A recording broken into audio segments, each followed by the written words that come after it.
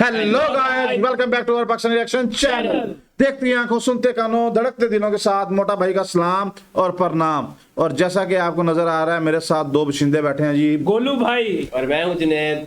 आज की वीडियो बड़ी इंटरेस्टिंग है भाई। आज की वीडियो जो है ना वो बड़ी मजेदार होने वाली है, क्योंकि ये है गाड़ियों से रिलेटेड। गाड़ियों से रिलेटेड आज की वीडियो का टॉपिक ये है कि भाई जो गाड़ियों के ब्रांड्स हैं, टोयोटा हो गया, होंडा हो गया, वो जो गाड़ियां पाकिस्तान में लॉन्च करते हैं ना, वो इंडिया में लॉन्च नहीं करते। अच्छा। और जो इंडिया में लॉन्च करते हैं वो पाकिस्तान में लॉन्च नहीं करते। वही ऐसी कौन सी गाड़ियां हैं भाई? यही गाड़ियां हम आज आपको दिखाएंगे और इसकी वजह भी बताएंगे कि ऐसा क्यों है।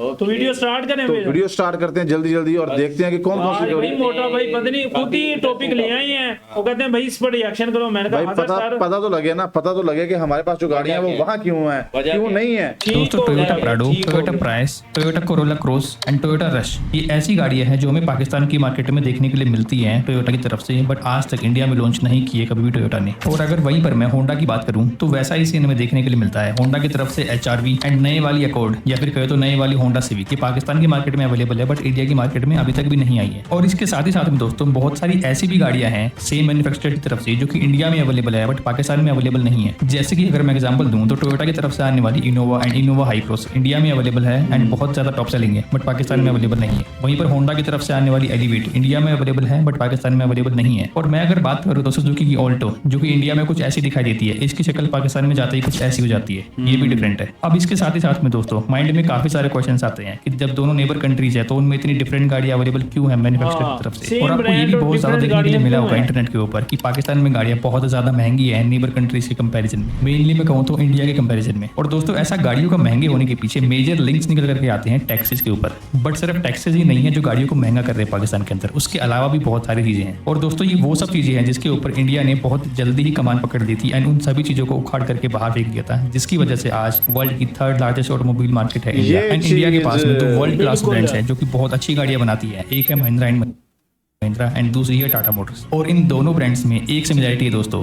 ये दोनों ही ब्रांड्स पाकिस्तान में अपनी एक भी गाड़ी सेल नहीं करती है। अब दोस्तों वैसे तो पाकिस्तान की ऑटोमोबाइल हिस्ट्री स्टार्ट हो गई थी 1953 में, जहां पर बनाया गया था पाकिस्तान का पहला scooter at National Motors plant Karachi में। एंड फिर उसके बाद में हमें Ford trucks and Ali automobiles की तरफ से गाड़ी देखने के लिए मिली, फोर्ड एंजिलिया एंड फोर्ड के काफी सारे पिकअप ट्रक्स। फिर इसके बाद में आने वाले काफी सालों तक हमें ऐसे ही पार्टनरशिप देखने के लिए मिली पाकिस्तान के local manufacturers and foreign brands के साथ में, अंटिल 1970 जब होता है पाकिस्तान में नेशनलाइजेशन बहुत सारी कंपनीज का। एंड इसके बाद में 1972 में फॉर्मेशन होती है पैको की, मतलब कि पाकिस्तान ऑटोमोबाइल कॉर्पोरेशन, जिसका एक मेजर हिस्सा थी पाक सुजुकी मोटर्स प्राइवेट लिमिटेड। अब दोस्तों वैसे तो फॉरेन कंपनीज के किसी भी कंट्री में आने से उस कंट्री की ग्रोथ वहां पर बढ़ती है एंड इनोवेशंस होते हैं, बट ये वो टाइम था पाकिस्तान के लिए जहां पर उनकी ऑटोमोबाइल इंडस्ट्री की ग्रोथ एकदम स्टक रहने वाली थी। क्योंकि इससे पहले जो भी छोटी कंपनीज थी पाकिस्तान की जो कि गाड़ियों को असेंबल करती थी दूसरी कंपनी के साथ में पार्टनर करके, उन सभी कंपनीज ने सुजुकी के लिए गाड़ियों को असेंबल करना स्टार्ट कर दिया था। मतलब कि एक ही फॉरेन कंपनी के पास में सभी कंपनीज के असेंबलिंग प्लांट्स का टेक ओवर कंट्रोल आ चुका था। और दोस्तों इसका रिजल्ट हमें देखने के लिए मिलता है साल 1991 में, जब पाक सुजुकी अपनी ओनरशिप को बढ़ा देती है 40% तक।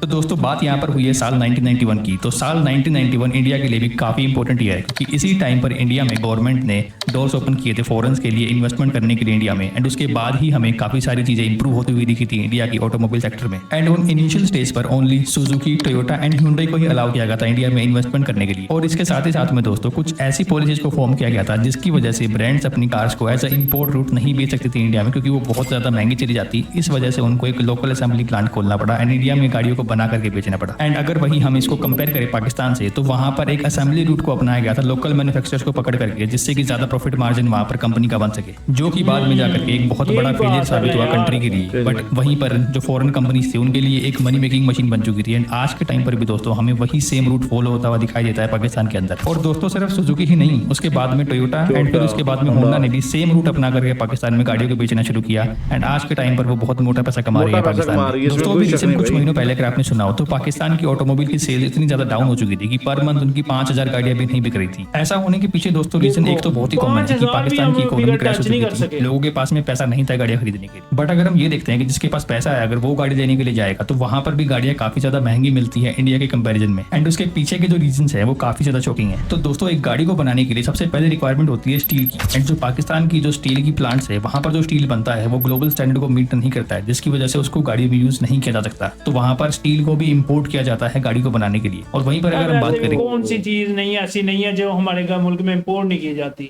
हर चीजें तो बाहर से मंगवा के ये असेंबल करते हैं यहाँ। बिल्कुल ऐसे ही। पाकिस्तान में जो गाड़ी असेंबल होती है उसमें से 60% पार्ट को बाहर से इंपोर्ट किया जाता है, जिसके ऊपर लगता है टैक्स। और ये वो टैक्स है दोस्तों जो कि गाड़ी के बनने से पहले उसके पार्ट के ऊपर लग रहा है। जब गाड़ी और बन भाई ये जाएगी गाड़ी जितना ही महंगा होता है जितना ये तो उसके टैक्स बाद लगाते उसके हैं ऊपर वो। 4 से 5 टैक्स यही होता है। पाकिस्तान में और भी लगते हैं। एंड उसके बाद में कंपनी अपना मार्जिन पॉइंट भी लेके चलती है। एंड जिसकी वजह से वो कार के प्राइस को इतना ज्यादा हाई सेट करती है। अगर हम उसको कंपेयर करते हैं इंडिया से, जो गाड़ी इंडिया में 4 से 4.5 लाख रुपए कॉस्ट करती है, वही गाड़ी का प्राइस पाकिस्तान करेंसी में हो जाता है 25 लाख रुपए के आसपास। लेकिन अभी रिसेंटली ही कुछ पॉलिसीज में वो रिफॉर्म्स 1000 देखने के लिए मिला है हमें लाख पाकिस्तान 25 गवर्नमेंट की भाई तरफ से, जो कि 33 आगे लाख जाकर पे है ये भाई के पास मेरा ख्याल पुरानी हाँ इन्फॉर्मेशन पुरानी है, थोड़ी सी ओल्ड वीडियो है ये। ओल्ड इन्फॉर्मेशन है कि भाई कि अभी तो हमारे यहाँ ऑल्टो जो है 33 लाख रुपए में है भाई। चेंजेस ला सकता है ऑटोमोबाइल सेक्टर में पाकिस्तान के। लेकिन वहीं पर ये क्वेश्चन का आंसर जानना भी दोस्तों बहुत इंपॉर्टेंट हो जाता है कि टोयोटा प्राडो जैसी गाड़ियां जो कि पाकिस्तान में अवेलेबल है पर वो इंडिया में आज के टाइम पर क्यों अवेलेबल नहीं है। तो इसका दोस्तों मैं आपको सीधा वन लाइन जवाब देता हूँ, वो है टैक्सेस। पाकिस्तान में आपको जहाँ पर 50% देखने के लिए मिलता है इम्पोर्ट टैक्स, वहीं पर इंडिया में 125% टैक्स देखने के लिए मिलता है। अच्छा, हालांकि उसके टोयोटा बाद में भी इतना काफी ही सारे टैक्स टैक्सेस है है पाकिस्तान इंडिया में, जैसे कि एडिशनल टैक्स, सेल्स टैक्स। भाई, बट उसके भाई, बावजूद मैं भी एक वो बात इंडिया की बताऊं हाँ कि इंडिया ने कहा हुआ है कि जो हमारे इधर असम्बलिंग होगी, मैन्युफैक्चरिंग होगी, उस पर ड्यूटीज कम होंगी, जो बाहर से इंपोर्ट की जाएंगी उस पर ड्यूटीज ज्यादा होंगी। हमारे यहाँ तो ओवरऑल आई बाहर से रहा है ना, आई बाहर से रहा। अगर बाहर की कंपनी आती भी है ना तो वो हम पे ऊपर चढ़ाई करती है कि भाई वो हमारे अंडर काम करें। इसमें जो है हम ना उनके अंडर काम इसमें करें। जो है ना उनका कोई नहीं है मसला, इसमें सारी गलती हमारी है। बिल्कुल ऐसे क्योंकि ही। इतनी काफी इतनी ज्यादा महंगी नीचे होने के स्टैंड। बावजूद जो है ना हमने लेनी नहीं छोड़ी। हाँ अगर आल्टो जब नई लॉन्च हुई थी तो उस वक्त मात्र 9 लाख रुपए की थी भाई, और आज 33 लाख रुपए की है। और उसकी आल्टो की एक टीन डब्बा है, वो भाई माचिस की डब्बी में कहता आप ये भी हूँ बताएं कि कितने सालों में ये प्राइस बढ़ी भाई, है। ये 4 से 5 सालों में प्राइस बढ़ी है। और वो है एक माचिस की डिबिया, हाँ। और उसका रेट इन्होंने इतना इंक्रीज कर दिया, हम लोगों ने लेना नहीं छोड़ा, बल्कि हमारी वो मार्केट आल्टो की बढ़ा दी है भाई। हाँ, दी है गई है। ये सूरत हाल है। तो चलिए दोस्तों अब एक बार कंपेयर कर लेते हैं हम 3 सेगमेंट्स को, entry level segment, mid level segment and high level segments की गाड़ियों को, इंडिया एंड पाकिस्तान की। लेकिन उससे पहले दोस्तों अगर आपको ये वीडियो यहाँ तक अच्छी लगी है तो ARD व्हील्स को सब्सक्राइब करना ना भूलें, क्योंकि ऐसा इंटरेस्टिंग कंटेंट आप मिस नहीं करना चाहेंगे बिल्कुल भी। तो चलिए आगे बढ़ते हैं दोस्तों। मैं यहाँ पर अगर बात करूँ एंट्री लेवल गाड़ियों की तो वो हमें दोनों ही कंट्रीज में देखने के लिए मिलती है, सुजुकी की तरफ से अल्टो। लेकिन यहाँ पर सिर्फ गाड़ी का नाम ही सेम है, उसके अलावा कुछ भी सेम नहीं है वो दोस्तों। सारा जैसे कि जो different हमें है, पाकिस्तान उसका में देखने के लिए weight, मिलती है वो अल्टो हमारी भाई है। 650 सीसी है, हाँ। उनकी आल्टो 1000 सीसी है और हमारी 600 हमारी 660 सीसी आल्टो की एवरेज है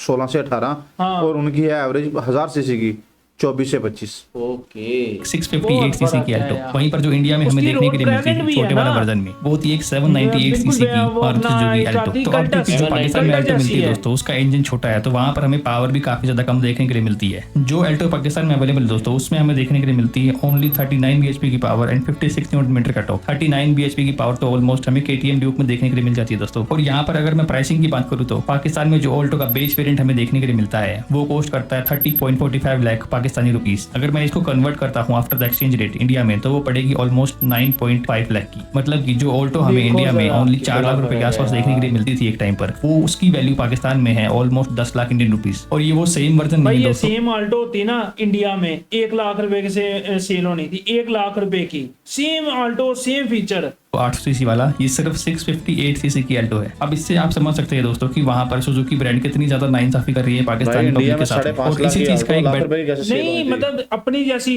अपनी वाली गाड़ी अगर इंडिया में बिक्री वो होती अपनी वाली की बात कर भाई अपने वाले के स्टैंडर्ड ही नहीं है भाई उधर। स्टैंडर्ड बिल्कुल नहीं है। अगर हो सके इन फ्यूचर, लेकिन भाई, फॉर एग्जांपल दोस्तों मैं आपको देता हूँ एक मिड सेगमेंट की कार को कंपेयर करके, जो कि है होंडा सिटी। अब ये जो होंडा सिटी जो आप देख रहे हो दोस्तों ये इस टाइम पर अवेलेबल है पाकिस्तान में सेल पर। एंड आप सभी को पता दोस्तों कि ये ओल्डर जनरेशन है जो इस टाइम पर इंडिया में अवेलेबल है। ये जनरेशन इंडिया में लॉन्च हुई थी 2017 के आसपास में। और अभी तो रुको, इस वाली होंडा सिटी में जो पाकिस्तान में अवेलेबल है मिलता है हमें आपको अमेज वाला 1.2 लीटर का पेट्रोल इंजन, जो कि इंडिया में अवेलेबल था उस टाइम पर 1.5 लीटर का पेट्रोल इंजन। और आज भी हमें वही देखने के लिए अपना मिलता है होंडा की सिटी में, and even with hybrid option. अब ये छोटे वाला इंजन जो है वो पावर भी कम यूज करता है ओनली 88 भाई हमने bhp की अपने पावर साथ एंड खुद किया, 110 उन्होंने न्यूटन मीटर क्या का टॉर्क, किया? जो इस टाइम पर नहीं, होंडा सिटी में हमें वाले इंडिया में के देखने के लिए पैसे मिलता है वो 119 bhp की पावर एंड 145 न्यूटन मीटर का टॉर्क प्रोड्यूस यार, आप करता दरम्यान में है नहीं सिटी बोला एंड करो। एलिवेट दोनों में। वीडियो और के दोस्तों दरम्यान वहीं पर अगर मैं प्राइस की बात करता हूँ होंडा सिटी की पाकिस्तान में, तो वो ऑलमोस्ट कॉस्ट करता है 46 lakh rupees and Indian currency में अगर मैं उसको कन्वर्ट करूँ आफ्टर द एक्सचेंज रेट तो पड़ेगा 14 लाख रुपए के आसपास। एंड जब होंडा सिटी का 4th जेन अवेलेबल थी इंडिया में तो वो एक्स शोरूम कॉस्ट करती थी 9 से 10 लाख रुपए के आसपास एंड वो भी 1.5 लीटर इंजन के साथ में, एंड ये तो 1.2 लीटर इंजन के साथ है। तो आप देख ही सकते हैं कितना बड़ा डिफरेंस हमें यहाँ देखने के लिए मिलता है। तो दोस्तों चलिए अब मैं यहाँ पर कंपेयर करूंगा एक हाई लेवल कार को जो कि है टोयोटा की फॉर्च्यूनर एंड वेरिएंट में यहाँ पर पिक करने वाला हूँ भाई, सिग्मा ये 4 तो डीजल ऑटोमेटिक गाड़ियों का। का तो दोस्तों एक चीज तो यहाँ पर की गाड़ी है 2 भाई। करोड़ की गाड़ी और उसके अंदर फीचर कुछ भी नहीं, सेम फीचर के साथ फॉर्च्यूनर के हमें मामले में बस- काफी सही देखने के लिए मिलती है कि जो स्पेसिफिकेशन हमें इंडिया में देखने के लिए मिलते हैं वही सेम स्पेसिफिकेशन हमें पाकिस्तान में भी देखने के लिए मिलते हैं। बट यहाँ पर मेजर खेल हमें समझ में आता है प्राइस के ऊपर। पाकिस्तान में टोयोटा की फॉर्च्यूनर कॉस्ट करती है 1.8 CR, यस आपने सही सुना 1.8 CR, जो कि इंडियन करेंसी में बैठता है ऑलमोस्ट 50 to 53 लाख रुपीस। और अगर उसी मॉडल को मैं इंडिया में देखता हूँ तो वो हमें कॉस्ट करती है ऑलमोस्ट 42 लाख रुपीस के आसपास। एंड यहाँ पर हमें एक बहुत बड़ा 10 से 12 लाख रुपए का भाई डिफरेंस तकरीबन आल्टो से 15 लाख रुपया ऊपर, और ये देखो हमें 15 लाख और डालो फॉर्च्यूनर वहां आ जाती है। देखने इसके के लिए लिए मिलता आपको है इंडिया ऑन में द जाना एक्चुअल पड़ेगा भाई। प्राइस। तो दोस्तों अब शायद वो आपको समझ में बुलाते आ ही नहीं है भाई, भाई वो बुलाते ही नहीं है आल्टो भाई वो पे। कहते हैं सोई हुई कौम है, इसको सोते रहने दो, इसको जगाएंगे तो मतलब वो ना हो काम खराब हो जाए, क्या सोते होगा कि रहने दो। पाकिस्तान में गाड़ियां इतनी ज्यादा महंगी क्यों है इंडिया के कंपैरिजन में? क्योंकि वहां पर कोई भी लोकल मैन्युफैक्चरर नहीं है उनके पास में। फॉरेन कंपनीज वहां पर बहुत गाड़ियों को बड़ी असेंबल कर रही है बहुत या बड़ी बोले तो बात है। इंपोर्ट करके बेच रही है सारे के सारे पार्ट्स को, तो जिसकी वजह से वहां पर गाड़ियां काफी ज्यादा महंगी है। वहीं पर इंडिया के पास में लोकल मैन्युफैक्चरिंग प्लांट्स भी सभी कंपनीज के and Tata Mahindra and force motor जैसी कंपनीज भी है इंडिया की। तो आई होप कि आपको वीडियो अच्छी लगी होगी। वीडियो को लाइक यार लाइक सब्सक्राइब, ये इसने भी वो ही रोना था जो हम रोते हाँ रहे हैं। जी। लेकिन रह गई टॉपिक पर अपने हम बात करते हैं यार, लेकिन हमें सिर्फ टैक्स मार गए हैं। टैक्स जब तक हमारे खत्म हो गए ना, नहीं, सिर्फ टैक्स की बात नहीं, बात ये है कि हमारे पास अपने जो है ना मैन्युफैक्चरिंग प्लांट नहीं है। लोकल मैन्युफैक्चरर्स हैं सारे, वो ये लेकिन बाहर से मैन्युफैक्चरिंग क्यों बाहर का फॉरेनर ब्रांड अपने पास क्यों आए सेल ब्रांड अपना लॉन्च करने के लिए? भाई ऐसे है ना, जब इंडिया ने ये ऑटोमोबाइल की इंडस्ट्री को ग्रूम करना था तो उन्होंने एक प्लान बनाया था कि हम अपना जो है टैक्स फ्री जोन देते हैं हाँ। उन्हें, 10 साल के लिए कोई टैक्स नहीं होगा, वो आके यहाँ पे प्रोडक्शन करें और सेल करें। वो 10 साल के लिए उन्होंने सोचा था, लेकिन वो 10 साल जो उन्होंने फ्री दिए, अब वो उससे अरबों रुपए कमा रहे हैं। अरबों रुपया कमा रहे हो। और वो इनकी गाड़ियां बाहर ऑस्ट्रेलिया में भी इंपोर्ट हो रही है यार, ये भी तो भाई, आप- जहां पे हम जो है पार्ट्स हम ले रहे हैं बाहर से, वो अपनी गाड़ियां ऑस्ट्रेलिया में भेज रहे हैं यार, सेल आउट कर रहे हैं ऐसे ही। यार, अफ्रीका में सेल आउट कर रहे हैं यार। ये कितनी बड़ी हमारे बड़ी लिए दुख वो- की बात है हाँ, सोच कि का हम difference है ना, हाँ, सोच हम का जो है हमारी जो ऑटोमोबाइल इंडस्ट्रीज है ये जो है हमें लूटने पे लगी हुई है। लूटने पे लगी है। ठीक है, इसमें हमारा ही कसूर है भाई, ना हम डंडा देते हैं गवर्नमेंट को, ना बाइकाट करते हैं किसी चीज का। हम कहते हैं बढ़ गई कीमत, चलें ठीक है कोई बात नहीं, हम जो है अब नया मॉडल लेंगे, जल्दी से जल्दी नया मॉडल लेना है। और बिल्कुल ऐसे। हर बंदा यही सोचता है कि मैं अकेला इनके खिलाफ क्या ही कर क्या ही कर सकता हूँ, लेकिन करूंगा जब तक बिल्कुल। हम करेंगे नहीं ना, जब तक इनको बोलेंगे नहीं ना, तब तक ये मुल्क ऐसे नहीं बदलेगा यार। भाई जब तक हमारी सोई हुई कौम नहीं जागेगी हाँ। तो हमारा कुछ नहीं बनने वाला। अब तो जब तक हम आल्टो लेते रहेंगे ना, तब तक यार आल्टो जो बंदा लेनी छोड़ देना, इनकी पहले सेल गिरे फिर कीमतें नीचे आएंगी। हमारे मुल्क में यही सबसे बड़ा मसला है कि की मतलब हमारे में यूनिटी नहीं है भाई, सीधी सी बात भाई है। जिसकी सेल ज्यादा हो जाती है ना, उसकी प्राइस अप कर देते हैं। वहां जिसकी सेल ज्यादा हो जाती है उसकी प्राइस और गिराते हैं नीचे, और भाई डिस्काउंट देते हैं। हाँ, जिसको जरूरत है वो फिर कुछ भी करके लेता है चीज, अब चाहे बस कितनी भी यार। महंगी हो। तो ये थी आज की ये हमारा रिएक्शन वीडियो। उम्मीद करते हैं हमारा रिएक्शन वीडियो आपको पसंद आया होगा, और हमारा कमेंट सेक्शन ओपन है, आप हमें कमेंट किया करें कि हम किस टॉपिक के ऊपर आपके लिए वीडियो और लेके आपके आए। पास कौन सी गाड़ी है ये भी कमेंट करें कमेंट सेक्शन में, कि आप हमें भी पता लगे हमारे व्यूवर्स के पास कौन कौन सी गाड़ियों का शौक रखते हैं वो। और ऐसा कमेंट ना करना कि वो वाली गाड़ी हो जो हमारे पास इधर लॉन्च ही ना हुई हो। और नहीं भाई करने दे, हमारे पास है कौन सी, टोयोटा है, होंडा है, और कौन सी कंपनी है। और जो भाई, हमारे इधर भाई तो छोड़ो, ये लड़ने को छोड़ो भाई, और जो हमारे चैनल पे नए आए हैं वो जल्दी से हमारे चैनल को सब्सक्राइब कर लें, तो ताकि आने वाली वीडियोस उनको मिलती रहे। भाई। हमारे सब्सक्राइब करने से हमें हौसला अफजाई हो जाती है कि यार आप हमारी वीडियो को जो है ना प्यार दे रहे हैं, हमें प्यार दे रहे हैं। तो मिलते हैं आपको नेक्स्ट वीडियो में, तब तक के लिए स्टे ट्यून, टेक केयर जी।